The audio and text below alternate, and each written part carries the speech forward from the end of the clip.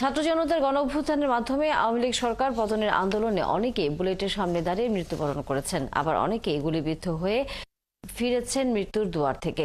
এরকম একজন চট্টগ্রামের সমন্বয়ক ওমর ফারুক সাগর বুলেট বুকের এক পাশ দিয়ে ঢুকে অপর পাশ দিয়ে বের হয়ে গেলেও বেঁচে যান ওমর ফারুক।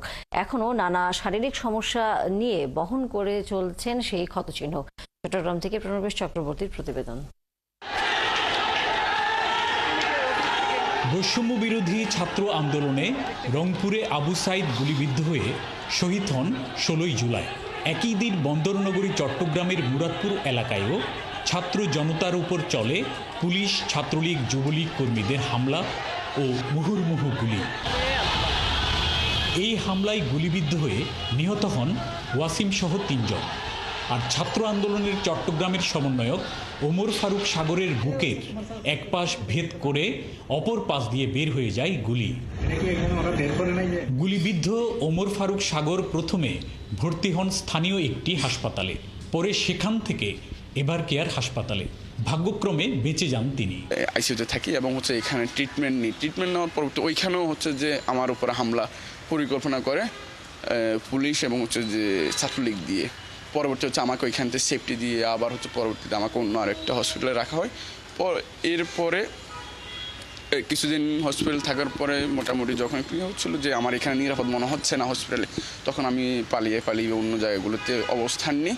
বিভীষিকাময় সেই সময়ের কথা এখনো ভুলতে পারছেন না সাগর। যাদেরকে যেখানে পাইছে সেখানে যে পাইছে, হামলা করছে এবং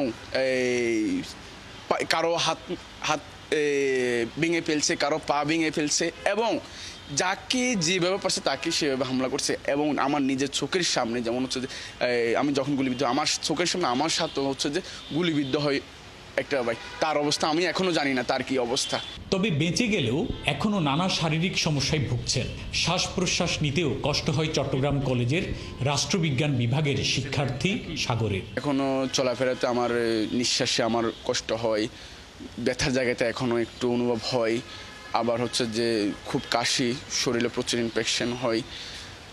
এগুলো নিয়ে আমি এখনো শারীরিক চলাফেরা ভালোভাবে করতে পারতেছি না।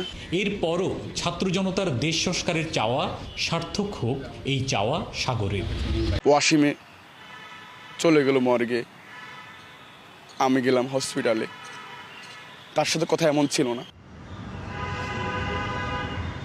গণঅভ্যুত্থানে বন্দুকের নলের মুখে দাঁড়িয়ে গুলিবিদ্ধ হয়ে মৃত্যুর দুয়ার থেকে যারা ফিরে এসেছেন তাদের একজন চট্টগ্রামের সমন্বয়ক ওমর ফারুক সাগর। তার বুকের এক পাশ দিয়ে ঢুকে অপর পাশে বের হয় গুলি।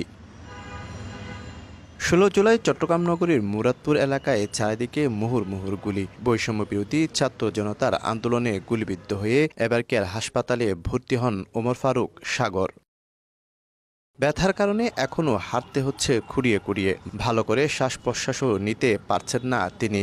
এরপরও সংগ্রাম চালিয়ে যাচ্ছেন দেশ সংস্কারে। চারিদিকে গুলি আর রক্তাক্তের বিভীষিকাময় সময়ের কথা বলতেই চোখে অশ্রু। আন্দোলনের সঙ্গী বন্ধু শহীদ ওয়াসিমের শোক এখনও ভুলতে পারছেন না তিনি। ওয়াসিমের সাথে কথা ছিল বিজয়, আমরা একসাথে দেখা করব, কথা বলবো, ক্যাম্পাসে পদচারণা করব, চলবো, হাঁটবো, মিশবো সকলের সাথে।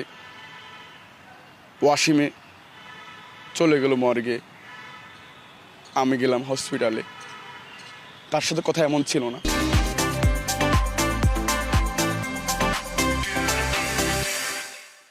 দেশের মানুষের মুক্তি আর ছাত্রদের অধিকার আদায়ে ঝাঁপিয়ে পড়ছিলেন আন্দোলনে, তবে এখনও ছাড়তে রাজি নয় রাজপথ। স্বৈরা শাসক আমাদের ছাত্রদের যে মুখের ভাষা, আমাদের যে এই যে আজকে আমাদের একটা যে সুন্দর সাংস্কৃতিক যে সমাজ, আমাদের এই রাষ্ট্র ব্যবস্থাকে যে একটা কাবুকেতো করে রেখেছিল, এই বিষয়টাকে আমরা প্রতিবাদ করে এবং ছাত্রকেদের অধিকার, জনসাধারণের অধিকারের জন্য আমরা সকল ছাত্র এবং পরবর্তীতে আপনারা দেখেছেন এখানে সকল নির্বিশেষে সকল পেশার মানুষ আমাদের সাথে এই আন্দোলনে একত্রতা পোষণ করেছেন। ওমর ফারুক সাগরের বাড়ি কুমিল্লার লাকসামে। চট্টগ্রাম কলেজের রাষ্ট্রবিজ্ঞান বিভাগের শিক্ষার্থী তিনি।